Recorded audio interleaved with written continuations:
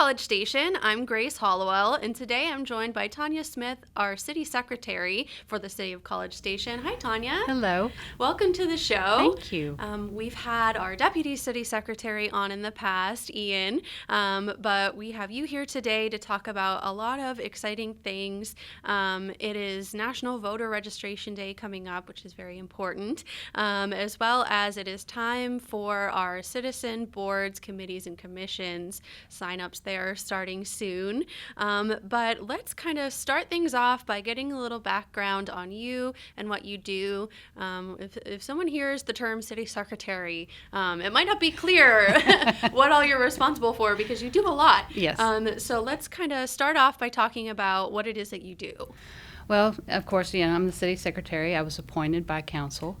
There's actually 5 appointees that council appoints, and I'm one of them. I'm actually the custodian of all the city records. I'm the local registrar of all the vital statistics, which is birth and death records. Mm-hmm. I handle all the minutes, resolutions, ordinances, and I'm also oversee all the elections. So, and many more other things. Yes. Yes. So a lot of vital, important, and confidential information. So what is something that you wish people knew about your department or your area of expertise? Well, one thing I would say is more of our on our vital side. I don't think people realize that we handle the birth and death records, and we offer that for everybody in College Station that has been born or has passed away in College Station, and then we also provide anybody that has been born in Texas as well. Now that's a short form; it's not the full form of a birth certificate, but we do provide that as well. Yes, and why is something like that vital record, that birth certificate, that death certificate, why is it so important to have a record of that as a city? It's good for our citizens, just because if they need to get a passport, driver's license. I know now these days, just to get a driver's license, you have to have a birth certificate. Yes, I know when I moved to Texas from Pennsylvania, I was a little caught off guard because they do things differently up north. Yes. And I was like, oh gosh, I don't even know where my birth certificate Yes. is. Had to call my mom and figure all of that out, and luckily we got it sorted. But yes, that is something that it is vital statistics, and Yes, it is it is. very vital to have a copy of that. So what is something or a big misconception about what it is that you do that people might have? Well, a lot of people think that we do more of administrative duties, in which we don't. We are a link to the council. We also maintain all the city records. Yes. Everything comes through us. Even though departments keep their records with them, they actually have to go through us. We oversee the elections for the city. We also handle with all the boards and commissions and the committees. Whenever people want to apply, they would come through us, and we also take that to council so council can appoint them. And then we also do a variety of other things as well. Yes, and you guys were a very important part of the history book Yes. that we created last year. The historical archivist played a big role in finding all of that, and that again goes back to the record keeping. And I was shocked at how many things and how far back we had record of, because that's not something you think of every day. No. Of something from the 1800s. Why would we still have that? But we do. Yes, absolutely. And if residents want access to those records, how would they go about requesting that? Any records, they could go on our website, and they can go and request open records request, and they simply would just fill out a form and then ask what they would need to ask, and then we have a certain amount of time we can get that back to them. We also have, for the history side of it, we also have Project Hold, which they could go on the website there and pull that up as well. Yes, and going back to the birth and death certificates, if people are confused on where to go or what they need to do to request those, where do they go for that? They can go online, which it's very simple to go out there and request it. It's either by mail, or you can order. Now we have it where you can order it online and have it shipped straight to you, or you can come in and get it as well, or they can call and we can explain everything to them. So what is the biggest thing that you have learned so far during your time in this position? I know that's kind of a loaded question, but what is something that has either surprised you or has made you really think, oh, wow? I would say the citizens' passion for the city. Yes. I came from another city prior to, and it was very different. But it was a smaller town. But when I came here, it's just the citizens' passion for their city, and just the importance of observing the city growth and the strategies of how the city planning is here. Yes, people here love to be involved, and they appreciate the transparency that we offer them. Yes. And like you said, that's not the case everywhere. And I think, where we are here is a unique opportunity given our population demographics. But everyone is very much involved in their local government. They are. Which, speaking of, there are tons of opportunities for people who want to be more involved, starting with the citizens, boards, committees, and commissions. So can you kind of give a little bit of background on what those are? I mean, we have all sorts of different types of boards and commissions, from planning, park, bicycle, history, and basically they're there to help the council set, implement, and communicate policies, and just to get ideas and feedback. We need our citizens to help. We can't do it without them. So it's very important to have them apply for these boards. How do these groups impact the decision making for the future of the city? Well, one, it depends on kind of their background, or just what kind of ideas they come up with. But I know the council is really they want to hear and consider all the different perspectives, issues, and have people provide alternative recommendations to help support their decisions. I mean, we do have some boards that are advisory boards, and then we have some decision-making boards. But all that comes together for the city council to help them make the best decision possible. Yes, absolutely. So we talked about it's kind of tailored to what your interests are, what your specialties are. So who is eligible to apply, and what is a standard commitment looking like for that? I know that's kind of the big question everybody has, is how much of my time do I have to dedicate to this? Well, it just also depends. I know on eligibility, you have to be a resident. You have to be a registered voter, for one. Yes. You have to be a College Station resident for at least 1 year. That is a definite requirement all the way across. But some boards, you don't have to have all the requirements. You can just have the interest or the passion for it. But then you have some boards that you need the requirements. There are certain requirements that you have to meet to be able to be on the board. As for timing and how much time you would have to spend on it, it's just going to vary from board to board. But we do have a Committee 101 that we just started. This is our second year, and this will help citizens come in and get an idea of what each board is about. It tells them how much time is per board, what they will be doing, what the term limit is about. So I would recommend for them to come and do that before they even applying. Yes, it is a great opportunity. It gives a great overview of all of the opportunities that we have, and it is coming up soon. What is the date and time, and where can people go for that seminar? It's October 14th at 6 o'clock, and it's here at City Hall in Bush 4141. Gotcha. So can you kind of walk us through the application process for these boards and committees and commissions? There is an application Yes, for there these. is. It's not just a sign up and you're there. So what is the So what does the application process look like? It's really simple. We have a application online, and you would go into cstx.gov, and it's committees. And then when you go in there, it's basically a click of a button. It brings up all of our boards and commissions, and you can actually read about each one of them and what it's about.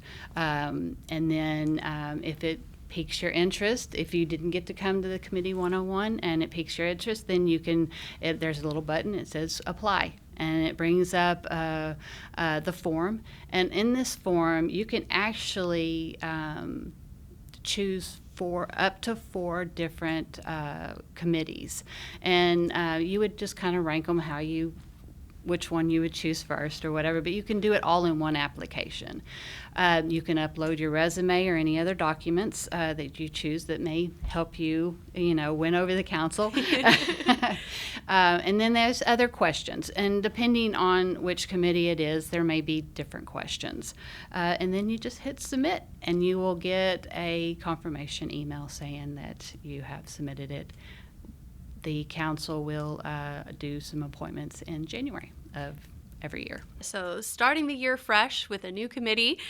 So are there certain times of years, is there a certain time of the year that these applications are closed, or is it kind of an ongoing, you can apply all year and the appointments take place in January? What does that timeline look like? We, our normal procedure is it's annual. And we open up in the beginning of September, and we end at the end of December. Open up at the beginning of September and end at the end of December, and then we do the appointments in January. There is occasionally that a member may resign throughout the year, and then we will fill a vacancy throughout the year, and you just kind of have to watch for those. But normally it's annually, and it's during those times. Yes, and we try our best to push out as much information as we can during those times to get people involved and to keep people informed. So what advice would you give to someone who has never been involved in civic life but is interested in starting or getting more involved? I would recommend, they start with the Committee 101 and come in and just hear about it and just because our liaisons really go through each one of those kind of things. I would also recommend them. We have other different things out there. We have Citizens University. We have Police Academy. We have all kinds of things, programs that they can really get involved. But just being a part of a board and committee, I would say starting with the Committee 101. Yes, and coming to the council meetings or Yes, watching absolutely. them live at home is a great way to learn more. I know when I first started, I wanted to learn as much as I can because I was new to the area and new to local government. And watching those council meetings and following along with the live blog was a great way to kind of familiarize yourself with how things are run. Because you might have an idea in your head about how things go, but that's not always how they work. Now, we mentioned that one of the requirements to serve on these boards and committees is to be a registered voter. And National Voter Registration Day is coming up soon in September. So for those that may not know, why is that so important to be a registered voter where you live?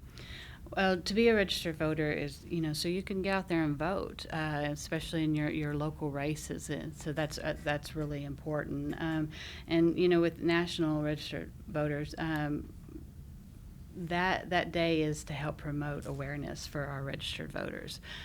So it's just really important to get out there and vote, especially if you're passionate about your city and you want to get involved. That is one of the best ways to get involved. So what sort of things does the city do to help support people? I know our population is a lot of students who may not know the proper procedures for registering to vote. So what sort of things does the city do to encourage people to register to vote? Well, we try to inform the residents of dates, the legislative updates that come out, events related to the elections.